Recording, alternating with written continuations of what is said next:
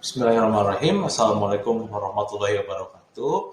Perkenalkan, nama saya Restudius Primandika dengan nomor induk dosen 0424109301. Pada kesempatan kali ini, saya akan menjelaskan mengenai materi ajar saya di mata kuliah apresiasi dan kajian prosa. Mata kuliah yang akan saya ampu adalah apresiasi dan kajian prosa, di mana mata kuliah ini sendiri berfokus pada pemahaman tentang pengertian, jenis, dan bentuk prosa fiksi, serta apresiasi sastra. Selain itu, mata kuliah ini juga berfokus kepada pengayaan tentang pendekatan dalam pembelajaran sastra, metode, strategi, teknik, dan langkah-langkah dalam menganalisis sebuah karya sastra, khususnya di ranah prosa fiksi. Adapun capaian dari mata kuliah ini yaitu mahasiswa akan mampu menjelaskan konsep dasar dari prosa, membuat tulisan tentang prosa, dan memahami definisinya, serta memiliki sikap apresiasi terhadap sebuah karya. Kemudian yang kedua adalah mampu menjelaskan jenis prosa dari segi kualitas maupun dari segi kuantitas. Dan yang ketiga, mampu memaparkan unsur pembangun dari prosa. Pada pembelajaran yang akan saya laksanakan nanti, ada 3 aplikasi yang akan menjadi penunjang dalam pelaksanaannya. Yang pertama itu Zoom Meeting, di mana pada aplikasi ini saya akan melaksanakan pembelajaran secara sinkronus nantinya, secara tatap maya, kemudian ditunjang juga dengan Google Slides, untuk menunjang saya menampilkan materi yang sudah disusun sebelumnya agar bisa dibagikan dengan mudah nanti dalam bentuk link. Nah, adapun materi-materi penunjang yang nantinya berisi absensi, kemudian dokumen-dokumen yang bisa diunduh, saya sematkan di dalam Learning Management System di IKIP Siliwangi yang bernama cls-ikipsiliwangi.ac.id dan di mata kuliah apresiasi dan kajian prosa.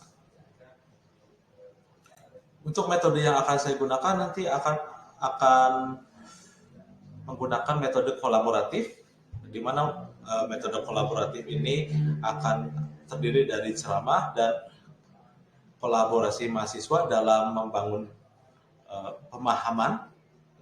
Nah, untuk itu saya gunakan contextual teaching and learning. Di sana akan ada beberapa langkah yang diterapkan dari mulai pembangunan pemahaman hingga ke refleksi diri, menggunakan fitur-fitur dari sistem pembelajaran yang sudah dipaparkan sebelumnya. Untuk penilaian dan evaluasi sendiri, saya membobot menjadi 4 bagian yang masing-masing memiliki bobot tersendiri. Dimulai dari aktivitas mahasiswa. Di aktivitas mahasiswa ini sebesar 20%.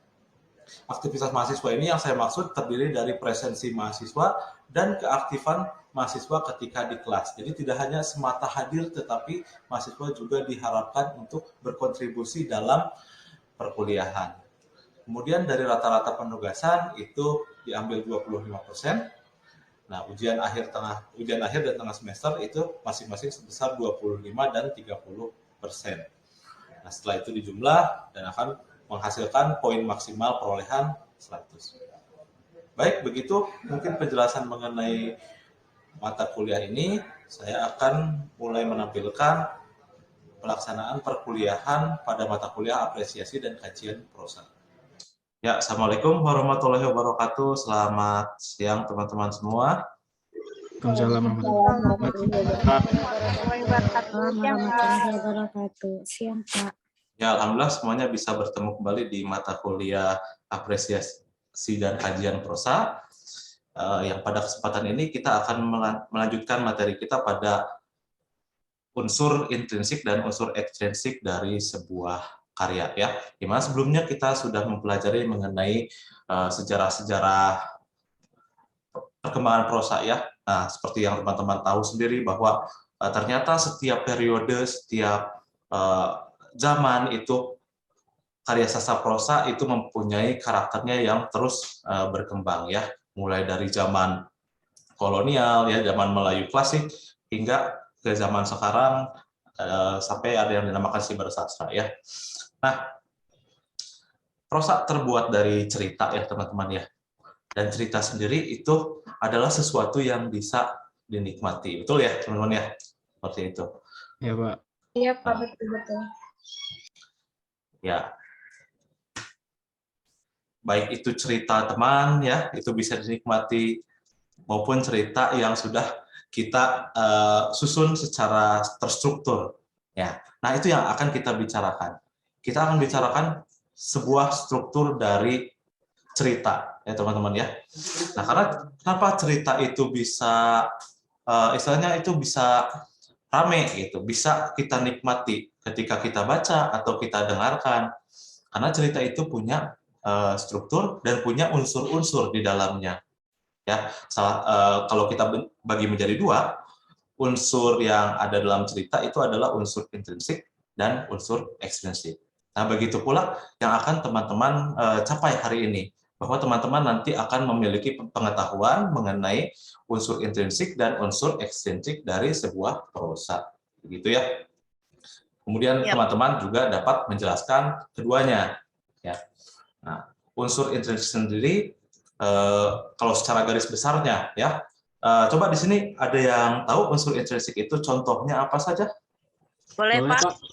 Saya. Wah, banyak yang tahu ya. Oke, sebenarnya Fitri, Raffi, oke, Titi, boleh? Boleh saya, Pak?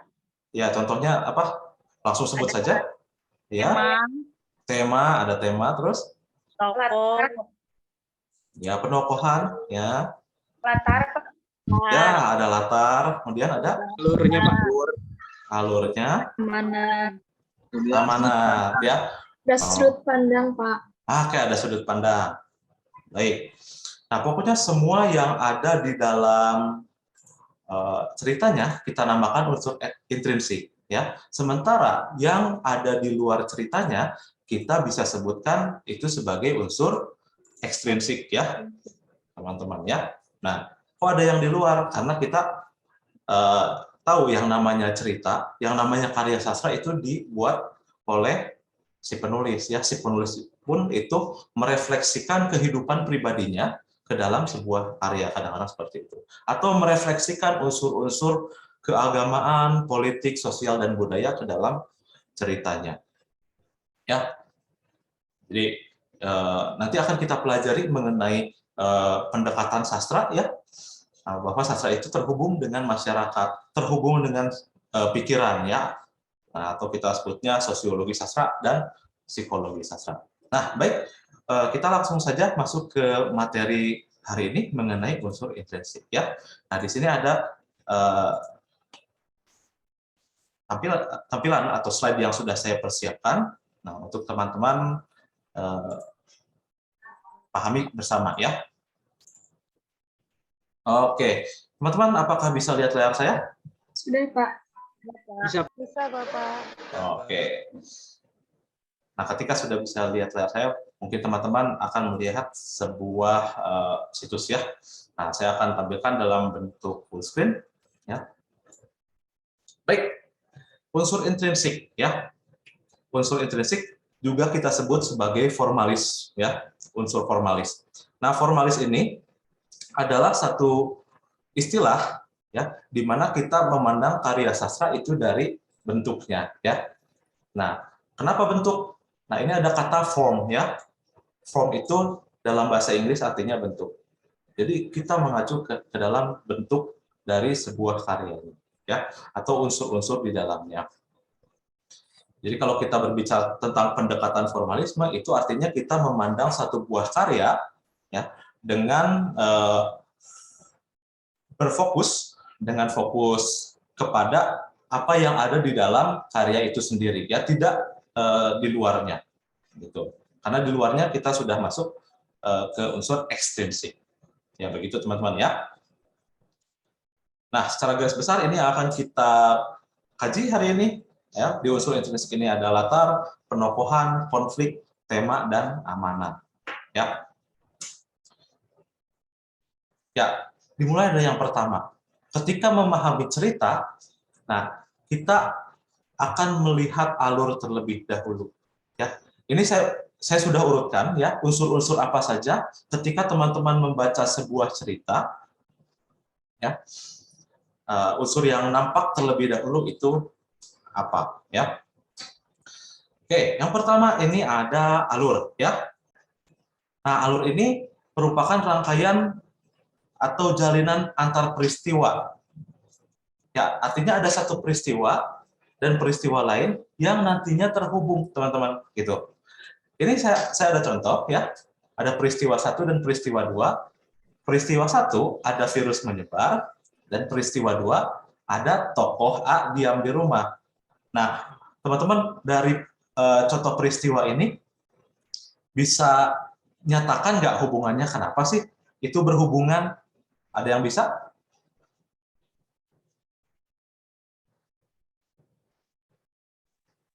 Diulangi lagi, Pak.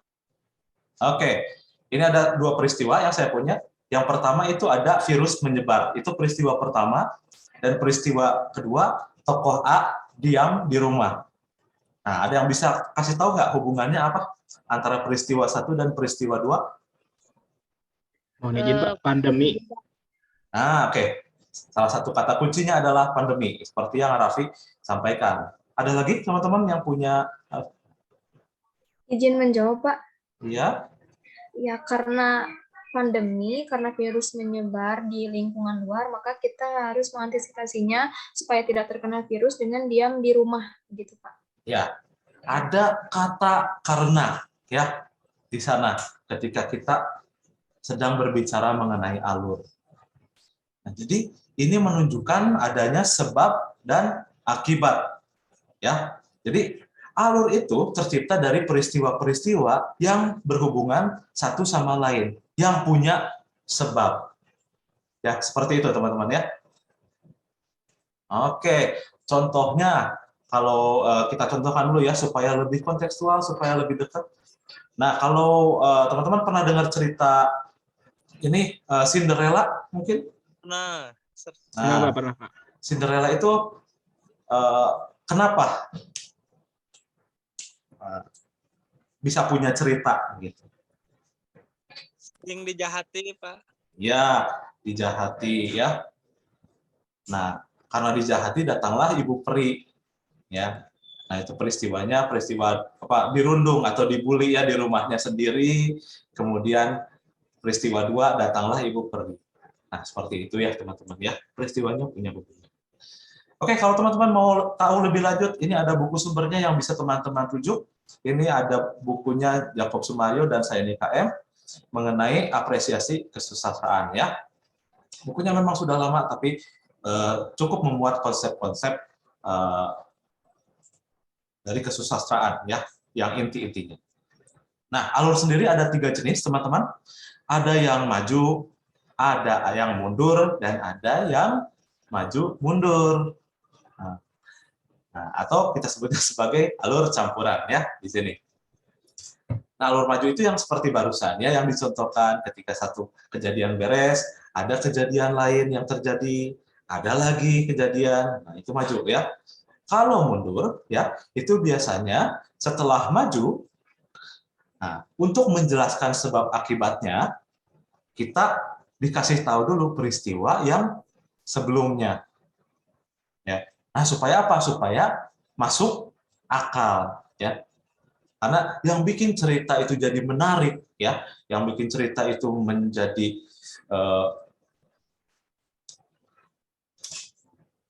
itu tuh rame untuk diikuti, yaitu ada kelogisan di dalamnya. Ya. Nah, jadi kita ibaratkan alur itu seperti titik-titik yang terhubung ya. Nah, seperti yang bisa teman-teman lihat di layar. Bisa? Bisa. Ya, ini ada strukturnya ya atau kerangka alur. Atau ada juga yang menyebut struktur plot, struktur alur ya. Yang terdiri dari beberapa komponen di sini. Ada abstrak, orientasi, komplikasi, klimaks, evaluasi, resolusi, dan koda ya. Nah, mungkin teman-teman nanti bisa baca penjelasannya ya, di situ ada ya. Dari mulai abstrak, tokoh dulu dan latar yang diperkenalkan, kemudian muncul masalah. Nah, ketika masalah muncul itu belum ada konflik ya teman-teman ya. Baru diperkenalkan masalahnya. Jadi cerita itu kita harus menjelaskan dulu latar dan tokohnya itu siapa yang terlibat. Baru Suaranya masalahnya kedengeran, apa. Ya. Oke. Sekarang teman-teman bisa dengar suara saya dengan baik? Ya, Pak. Siapa sudah Pak? Oke, mohon maaf barusan ada koneksi ya, sedikit terganggu. Ya barusan saya kembali lagi, masih di alur ya teman-teman ya.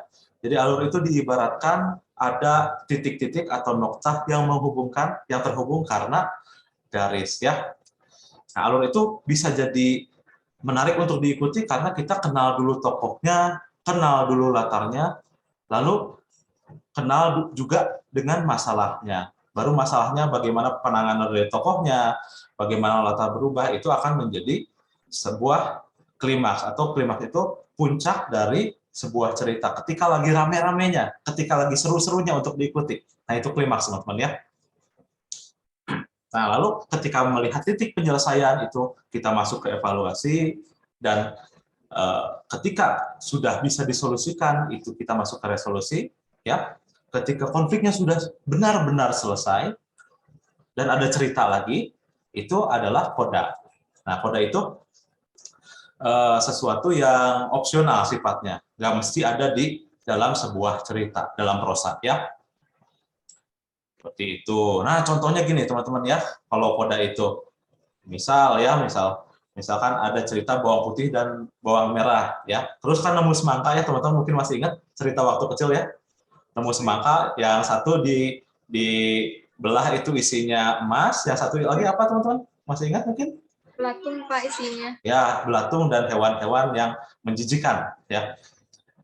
Nah, setelah itu kan ceritanya tamat ya mungkin ya. Nah, itu amanatnya mungkin berbuatlah baik, yang jahat akan diberi ganjaran sesuai dengan perbuatannya. Nah, setelah itu kalau mau ada cerita lagi itu bisa sebetulnya ya. Nah, misalkan si bawang putihnya kan udah nerima emas, lalu buka toko emas misalkan ya. Nah, bisa seperti itu ya. Nah, itu koda ya. Ya meskipun dari segi cerita itu menggelitik gitu ya kalau misalkan jadinya seperti itu. Nah, sudut pandang ya, kemudian sudut pandang itu masih merupakan satu bagian dari alur, teman-teman ya. Nah, orang pertama itu secara ringkasnya ya, teman-teman nanti setelah handout-nya saya bagikan, nanti teman-teman bisa cek ya ciri-cirinya seperti apa. Sudut pandang orang pertama, saya secara ringkasnya dulu itu, kalau di cerita teman-teman nemu aku, itu adalah sudut pandang orang pertama. Yang biasanya digunakan penulis itu untuk membuat pembaca itu seolah-olah menjadi dirinya ya, atau berempati gitu ya, menjadi tokoh dalam ceritanya. Kemudian ada sudut pandang orang ketiga. Sudut pandang orang ketiga ketika penulis itu menggunakan nama ya atau kata ganti dia. Ya gunanya untuk memberi informasi lebih ya. Nah, biasanya di cerita-cerita yang membutuhkan petunjuk ya, seperti cerita drama, cerita espionase atau mata-mata dan cerita yang menegangkan. Nah, ini sudut pandang orang ketiga mungkin digunakan ya. Atau juga campuran. Ada satu segmen atau satu sesi yang menggunakan aku dan ada satu sesi yang menggunakan itu ya, menggunakan kata ganti. Nah, ini yang terpenting teman-teman dari sebuah plot. Ya. Ada yang kita namakan suspense ya, atau bahasa Indonesianya itu susah ya sebetulnya, kepenasaranan ya. Suspense itu berisi tentang pertanyaan besar dalam sebuah cerita. Nah, ini ada salah satu karya prosa di tahun 1920 yang berjudul Siti Nurbaya. Pernah dengar teman-teman? Pernah. Pernah Pak. Ya, di situ ada premis yang sangat terkenal ya, yaitu perjodohan, betul ya? Betul. Karena itu ya. Nah, Jadi di sana yang bikin rame itu ada pertanyaan besarnya, akankah Siti Nurbaya bahagia setelah dikawin paksa dengan Datuk Maringgi? Gitu ya. Terjawab atau tidak, nanti ada jawabannya kan di akhir cerita itu. Kemudian ada pertanda atau ramalan. Ya. Nah, mohon maaf sekarang kita beralih media. Ini saya ambil dari film Titanic ya.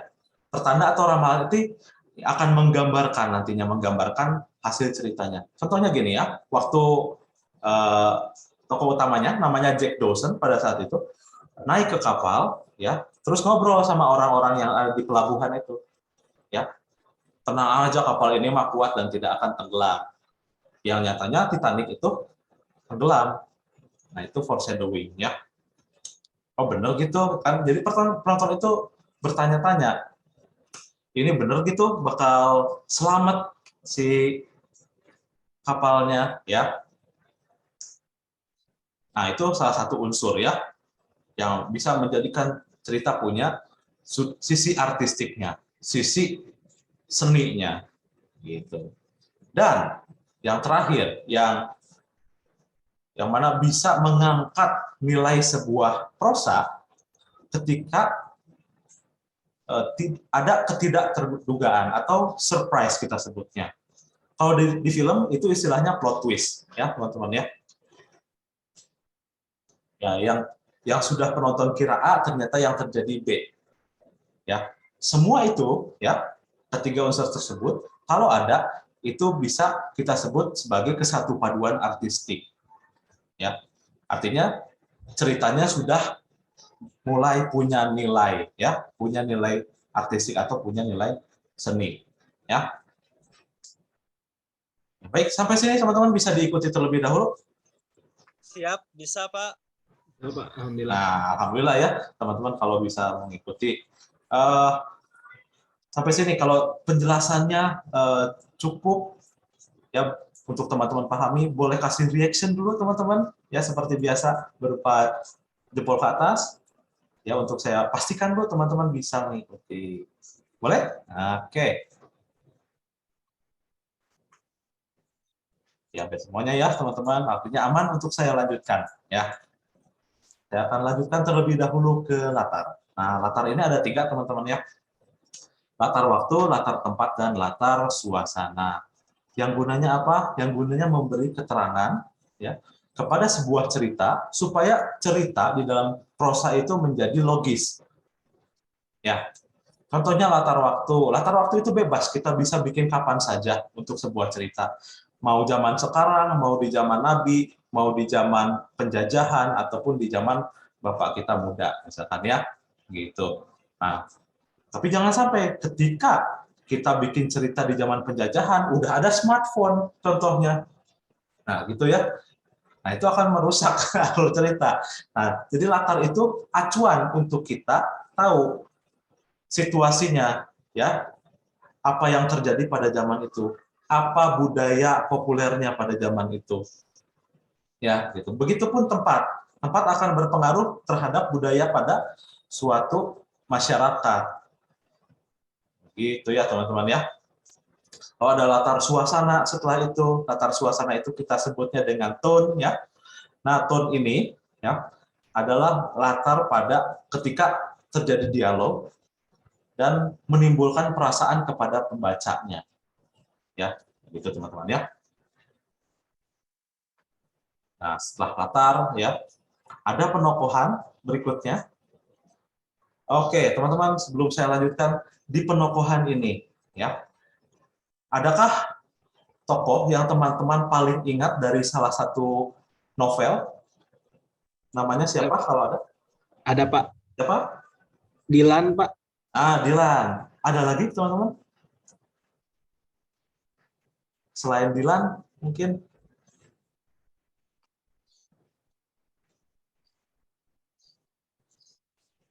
Ya, yang itu yang terkemuka sekarang Dilan ya. Kalau misalkan teman-teman pernah dengar novel Ayat-Ayat Cinta, pernah dengar tokohnya siapa? Habibur Rahman. Oke. Iya, karya Habibur Rahman El-Siraizi ya, ada Fahri dan ada Aisyah. Aisyah. Nah, kedua buku tersebut mungkin menggambarkan tokohnya dengan sangat baik, ya, sehingga bisa teman-teman ingat. Dan itu yang akan menjadi menarik. Nah, contohnya Dylan, ya, ada penokohan secara langsung, secara analitiknya digambarkan sebagai orang yang berkecimpung di geng motor, pakai jaket jeans, ya, kemudian sifatnya seperti apa, ya. Nah, itu bisa digambarkan dengan langsung dan dengan tidak langsung, begitu ya. Seperti contohnya ini, ya. Biasanya tokoh A adalah orang pendiam namun suka menolong, tokoh B adalah tokoh yang tampan tapi rambutnya ikal, begitu ya. Itu langsung atau secara tidak langsung, ya. Misalkan ada dua dialog, ya, yang sedang membicarakan si Dilan nakal, ya. Oh iya, ya. Nah, itu kan bisa teman-teman juga bisa menangkap maksudnya seperti apa, ya, untuk menggambarkan. Oke, kemudian ada ini, ya. Ada pembagiannya berdasarkan dominasi dari ceritanya. Ada protagonis, antagonis, dan tritagonis. Nah, protagonis itu kalau dalam bahasa Sunda itu kita kenal sebagai boga lakon. Pernah dengar istilah itu, teman-teman? Kalau orang tua kita nonton biasanya nonton film, ya. Boga lakon nasaha yang punya peran di dalam situnya siapa? Di dalam ceritanya. Nah, itu kita sebut protagonis. Dan ada lawannya yang disebut antagonis. Nah, perlu saya tegaskan bahwa antagonis itu tidak selalu jahat, tetapi punya pemikiran yang tidak sejalan dengan tokoh utama. Ya, teman-teman, seperti itu. Nah, kita tahu antagonis jahat itu dari siapa? Ya mungkin bukan dari buku, ya. Itu dari image yang tercipta di hal yang terjadi sekitar kita. Mungkin teman-teman banyak nonton sinetron, ya. Kemudian ada oh itu tokoh antagonis, ya. Biasanya jahat, tapi tidak selalu jahat. Adapun cerita yang ambil tokoh utamanya itu orang jahat, justru antagonisnya yang baik. Gitu, teman-teman, ya. Kemudian ada tokoh tritagonis, ya. Tritagonis itu tokoh yang cuma jadi teman, kadang nggak mempengaruhi alur ceritanya. Ya. Nah, siapa di sini yang baru tahu bahwa antagonis itu tidak selalu jahat? Boleh kasih reaksinya, teman-teman, berupa reaksi ketawa mungkin. Oke. Nah, ternyata itu yang perlu kita samakan frekuensinya. Ya. Jadi teman-teman setelah belajar ini jadi tahu, oh ternyata kenyataannya seperti itu. Ada figuran juga, figuran mah bahkan cuma lewat aja, ya. Cuma disebutkan, kalau di dalam buku itu, di dalam prosa itu cuma disebutkan, ya. Di dalam cerpen, di dalam novel itu cuma disebutkan. Dan terakhir ada tokoh statis dan dinamis, ya. Di mana statis itu tidak mengalami perubahan, tidak mengalami perubahan, mohon maaf, ya, sesuai dengan di sini. Sementara yang dinamis itu tokoh yang mengalami perubahan watak seiring dengan terjadinya konflik atau permasalahan di dalam cerita. Oke, teman-teman. Itu yang sudah kita pelajari, ya. 3 di antara 6 dari unsur intrinsik dan unsur ekstrinsik dalam prosa dan drama. Nah, sebetulnya masih ada kelanjutannya lagi, teman-teman, ya. Namun karena waktu yang sudah harus menyudahi perkuliahan kita, yang nampaknya juga teman-teman banyak menemukan hal baru, banyak menggali hal baru dari perkuliahan ini. Terpaksa harus saya sudahi terlebih dahulu. Nah, untuk berikutnya, ya, teman-teman bisa mencari satu buah cerpen, ya. Nah, kemudian teman-teman analisis, ya, alurnya seperti apa, kemudian kerangkanya dan sudut pandangnya seperti apa, ya sesuai dengan pemahaman teman-teman barusan, ya. Nah, supaya teman-teman sendiri lihat bahwa oh benar ternyata ada sudut pandang dalam sebuah cerita itu ada dalam sebuah prosa itu. Elemen plotnya ada nggak? Oh, ternyata ada. Pertanyaan besarnya apa? Hal yang tidak terduganya apa? Latarnya di mana? Dan penokohannya itu digambarkan seperti apa? Ya. Nah, ada pertanyaan dulu mengenai tugasnya, teman-teman? Sudah jelas? Sudah Dikumpulkan jelas, juga, Pak. Pak. Tentu saja dikumpulkan melalui Google Classroom yang sudah kita buat ya, teman-teman. Nanti silakan dikumpulkan di sana dalam bentuk Word ya. Cerpennya bebas, mau cerpen apa saja ya, selama cerpen itu bisa teman-teman analisis dan teman-teman pahami secara mendalam. Oke? Baik. Sudah cukup jelas, teman-teman? Jelas, Pak. Ya, alhamdulillah, terima kasih. Teman-teman sudah mengikuti perkuliahan ini dengan baik dan dengan antusias. Izin perkuliahan ini saya akhiri, teman-teman. Ya. Kalau tidak ada lagi yang mau didiskusikan, dan meskipun ada, teman-teman bisa menggunakan grup WhatsApp-nya. Ya. Baik, terima Izin. kasih, Pak. Iya, terima kasih juga teman-teman semua. Izin saya akhiri perkuliahan kali ini. Wassalamualaikum warahmatullahi wabarakatuh.